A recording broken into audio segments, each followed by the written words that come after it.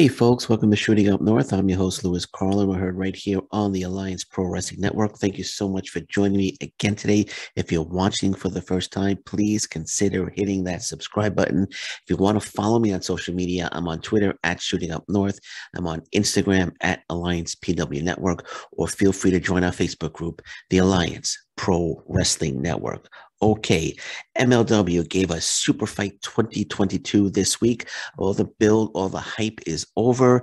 MLW Super Fight 2022 is now on YouTube. I watched it, and so I'm going to give you right now my review and recap of MLW Super Fight 2022. Of course, the show headlined by Alexander Hammerstone defending the MLW Heavyweight Championship against Davey Richards. The show was taped in Charlotte, North Carolina. So let's get into it. MLW Super Fight 2022. The show actually started with a little hype video of Alexander Hammerstone and Davey Richards hyping up their main event match. MLW, I thought, did a terrific job in building and hyping up this match. I was pumped for it. I'm sure all MLW fans were pumped for this match as well. But the show started with a hype video. Then we go to Emilio Sparks, Richard Holiday, Alicia Etude actually walking to the arena. Emilio Sparks tries to get a word in. Alicia Etude shoos him away. She takes over the interview, and Richard Holiday says that they have business with Cesar Duran that they have to attend to. Then they advertise some of the matches, and one of the matches that they advertised was 5150, and they did this last week as well. They advertised 5150 versus the Von Eriks for this show for the MLW Tag Team Championship match. I don't know why they did this. I know it built up to something. There was a storyline involved here, but if you followed Super Fight before this hit YouTube, MLW announcing the matches since the beginning of Super Fight, the match announcements, they always announced it was going to be the Von Eriks against the Mortons and 5150 versus EJ and Duka and a mystery partner. So I don't know why now suddenly that they're advertising we're getting 5150 versus the Von Eriks. They did that last week. They did it this week. I thought maybe last week they did it because maybe they taped it before the match announcements, which okay, I'm cool with that. But they did it again this week. 5150 versus Von Eriks. MLW fans, we're not stupid, right? They don't insult their intelligence here, by advertising. When the match announcements came out, it was even on the MLW website. They announced 5150 versus EJ and Duka and a mystery partner, and the Ricky and Kerry Morton versus the Von Eriks. Those are the matches that were announced for Super Fight. So anyone going to Super Fight that wanted to check the matches out prior to the show, those were the matches that were announced. But here they're advertising 5150 versus the Von Eriks, where we know the match isn't taking place. We know that match didn't happen at Super Fight. Even if you didn't go there, I think basically every MLW fan knows that match didn't take place because that match wasn't announced. That match wasn't advertised for the show. So I don't know why they went this route. Again, MLW fans, don't insult their intelligence here. That's all I have to say to MLW. Don't insult their intelligence here. I thought this was a bad move. Sure, maybe they could have announced it last week, 5150 versus the Von Eriks. Like I said, I thought maybe the show was taped prior to Super Fight advertising, before MLW advertised matches for Super Fight. Then they could have they could have come on and said, well, 5150. I'm sorry, they could have said the Ricky and Kerry Morton are making their debut and they want to take on the best, and so they challenged the Von Eriks to a match, and the Von Eriks have accepted. They're putting their title match on hold. They could have done something like that. They could have done something like that this week and just advertised Von Eriks versus Mortons, because that's the match that was advertised. But going this route, again, we're going to find out later on. There's a whole storyline that's built around this. But again, don't insult their intelligence. That's I'll leave it at that. So match one, Match one was the MLW Openweight National Championship triple threat match. Alex Kane, the champion, defending against Calvin Tankman and ACH. This match was good. Kane and Tankman actually, they went at it to start. During the course of the match, Tankman hits a nice pounce on Kane. Here's some of the action that took place here. Kane hit a nice spear on ACH. Kane and Tankman battle on the outside. Kane hit multiple suplexes on both Tankman and ACH. ACH did a nice deadlift German suplex on Kane. ACH doesn't look, he's a little guy, but for a little guy, he's massively strong. That was an impressive deadlift on Alex Kane. If he did that to Calvin Tankman, I really would have been impressed. But he deadlift the German suplex to Alex Kane. The end of the match came when ACH tried to get a Texas cloverleaf on Calvin Tankman. Alex Kane hits a super kick on ACH. Then he connects with a leg trap suplex on ACH and gets the 1-2-3 for the win. So Alex Kane retains his MLW Openweight Championship in this match. So this match was better than the Alex Kane Calvin Tankman match that we got last week. That match I thought was awful, a huge disappointment. It was better this week because of the addition of ACH. ACH added a nice little dynamic to the match. He gave the match a bit of a spark that was missing last week. I thought Calvin Tankman had a much better showing as well. Again, because of ACH, Calvin Tankman hits those spinning back fists, which are he's not watching. He's gonna just kill somebody one day, man. But he had much better showing. ACH taking the loss was the right way to go, my opinion. It gives Alex Kane a big win over a name opponent, and it also enables Calvin Tankman to say, "Hey, you didn't pin me. You pinned me a week before when I was injured, but you didn't pin me in this match when I was seemingly healthier." And his knee seemed okay. He had the knee wrapped up, but he could come out and say, "You didn't pin me this week, and I want a rematch." So it kind of leaves it open for Calvin Tankman to challenge Alex Kane again, since he didn't take the loss. But it was a good match. Wasn't a great match. It wasn't a great match. It was better than last week, again, because of ACH, in my opinion. ACH, tremendous talent. But it was a good opening match. It was a good opening match. Again, better than last week, for sure. So Emilio Sparks, the next segment, Emilio Sparks talks to EJ and Duka, who says he's keeping an eye on the title matches. So remember that. EJ and Duka is keeping an eye on the title matches. He's watching the title matches. Next segment, 5150, attack the Von Eriks. What a surprise here. They attack the Von Eriks, and they take out Marshall Von Erich. They attack his ankle. Slice Boogie puts a chair over his ankle.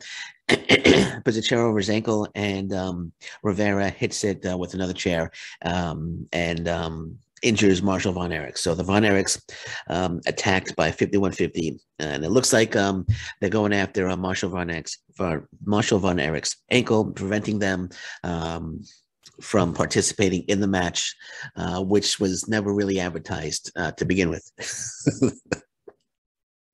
Never really advertised to begin with. We get a notification that little hype video that Gangrel is coming. Okay, great. So then Emilio Sparks then goes to talk to 5150. They cut a promo on the Von Eriks. They're great at cut promos. 5150 are fantastic. Big fan of 5150. Slice Boogie, Rivera, Julius Smokes, they're great at cutting promos. They cut a great promo here on the Von Eriks. Then Slice Boogie says, "Let's go find the biggest guy in the locker room and smoke them." Gee, could he be talking about EJ and Duka? Maybe. We'll find out shortly. Since there was 5150 advertised against EJ and Duka and a mystery partner. Then we get a TJP promo on Myron Reed in the middleweight title. TJ promo indicating he's coming for Myron Reed. He wants the MLW middleweight title.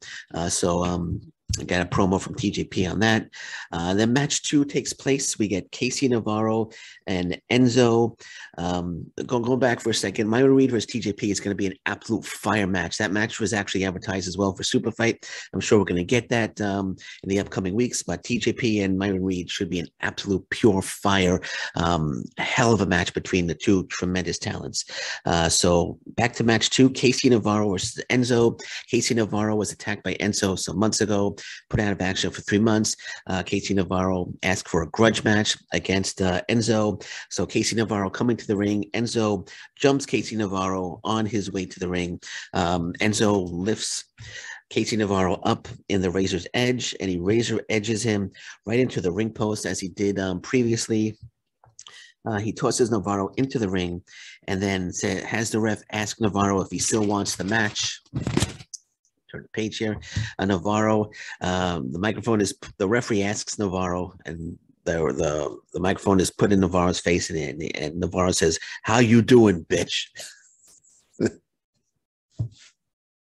That's Enzo's tagline.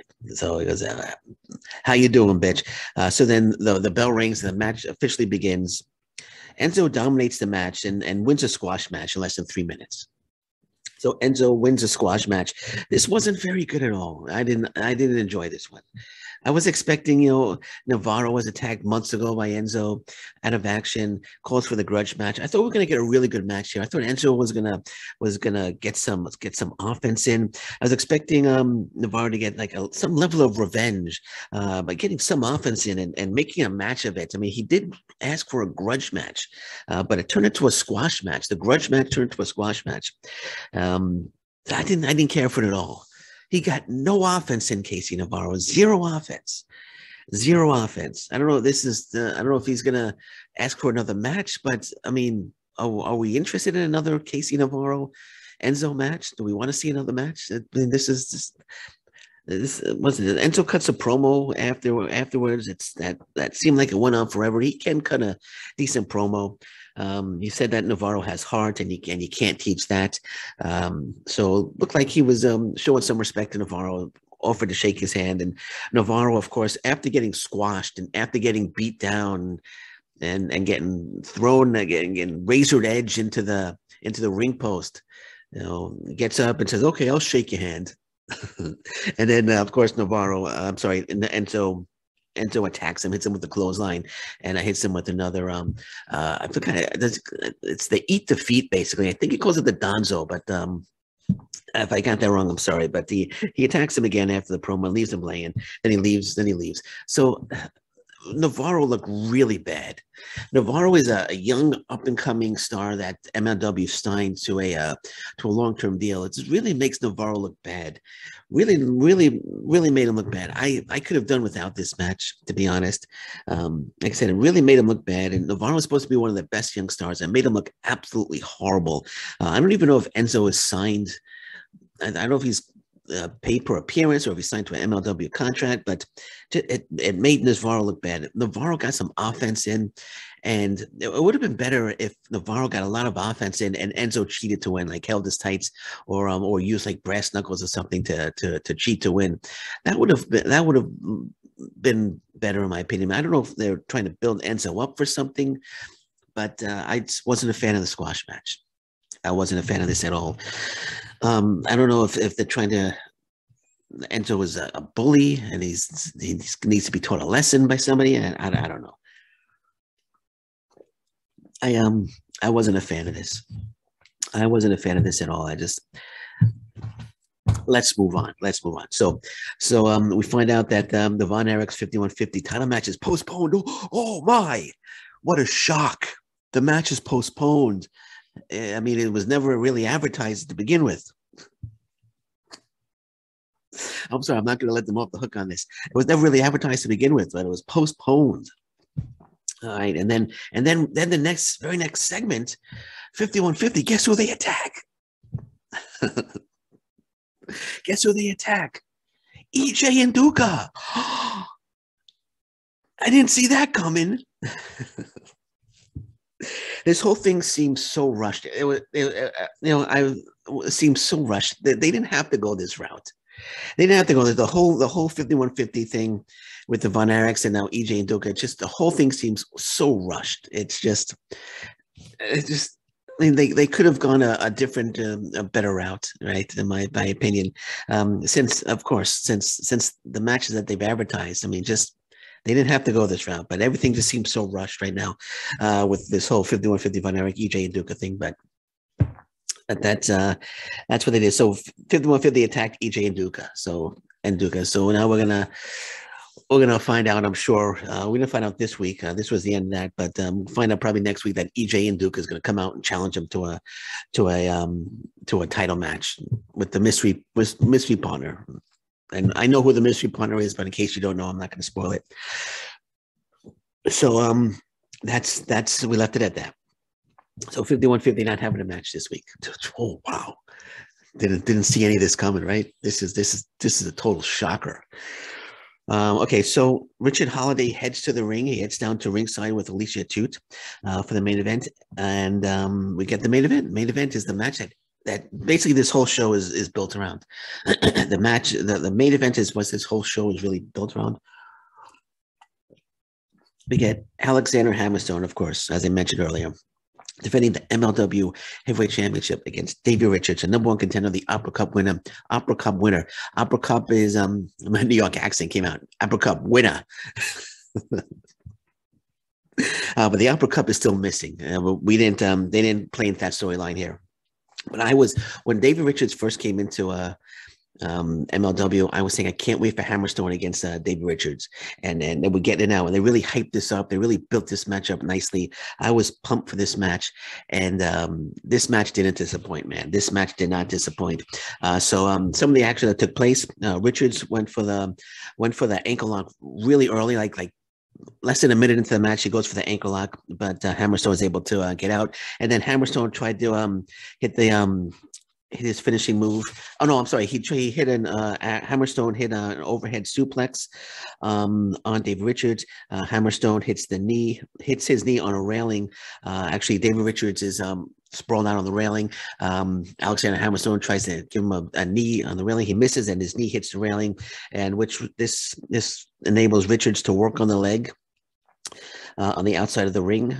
He works on his leg and puts him back in the ring, and he continues to work on that leg. Richards applies the figure four and a number of submissions on Hammerstone, whose knee is now injured. He's wrestling with an injured knee. Hammerstone, during the course of the match, hits an exploder on Richards into the turnbuckles. Richards hits a double stomp from the top rope for 2 at one point. Then he puts the ankle lock on. Just got to turn the page here. It's an ankle lock. Hammerstone's able to get out of it. I forgot what move Richards was going to go for, but Hammerstone hits a nightmare pendulum out of nowhere. Excuse me. Hits it out of nowhere after a thrilling. I'm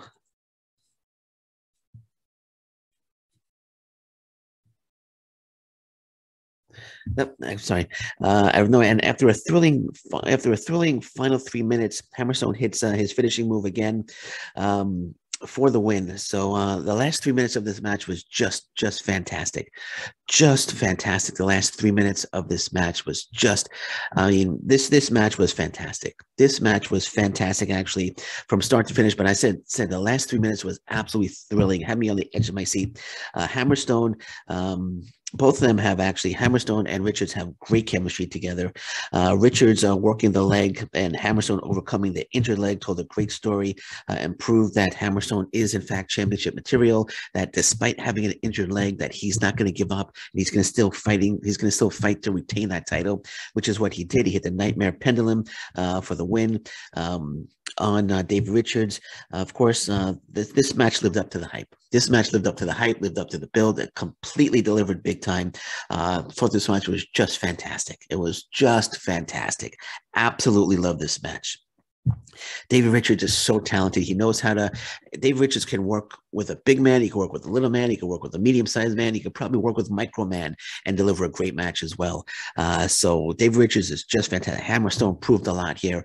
Again, I love the injured knee storyline, and he had a battle through the injured knee and came back to retain the title against a top contender. Huge win for Alexander Hammerstone. I was wrong. I picked David Richards to win, but Hammerstone really proved a lot in this match.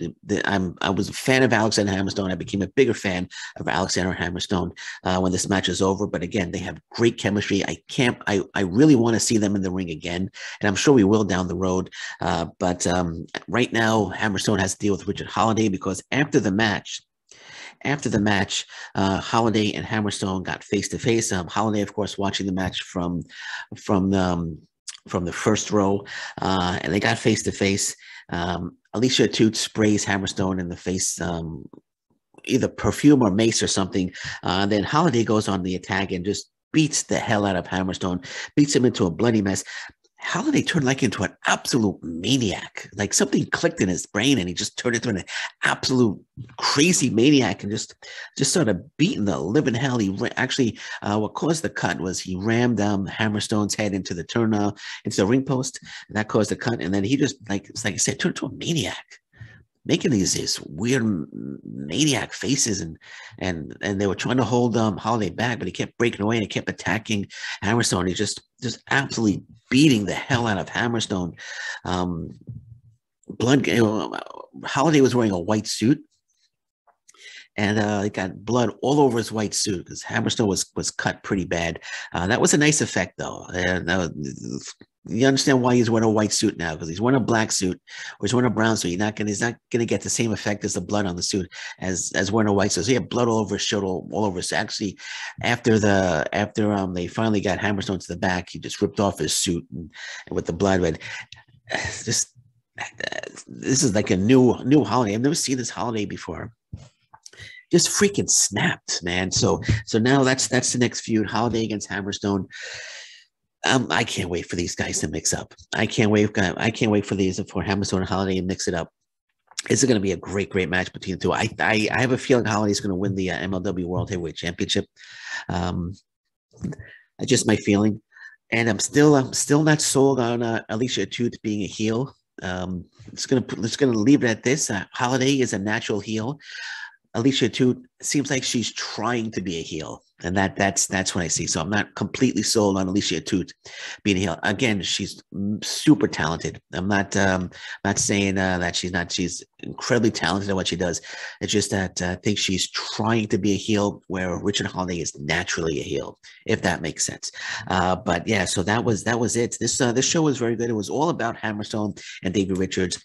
I could have done, like I said, I could have done without Navarro and Enzo. We didn't need to see that one. The opening match was okay, but the main event was what it was all about. And man, oh man, Hammerstone and Davey Richards, they delivered big time. The chemistry again that they had in the ring was just fantastic. They lived up to the hype, and again, Hammerstone and Davey Richards delivered big time. Great main event here. Great main event for MLW. And again, I want to see Hammerstone and Richards again down the road. But first, we're going to see Hammerstone and Holiday before we see Hammerstone and Richards. Yeah, before we see Hammerstone and Richards again.